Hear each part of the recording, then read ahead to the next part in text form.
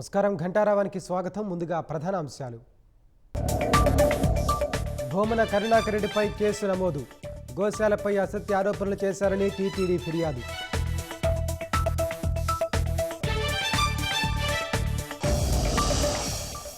నేడు సిట్ ముందుకు విజయసాయిరెడ్డి. మద్యం కుంభకోణంపై ఏం చెబుతారోనని ఆసక్తి.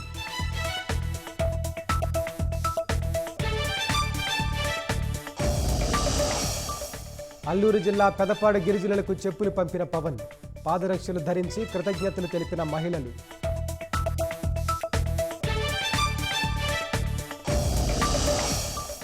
శనివారం మేయర్పై అవిశ్వాసం వేళ వైసీపీకి షాక్. మరో 4 విశాఖ కార్పొరేటర్ల రాజీనామా.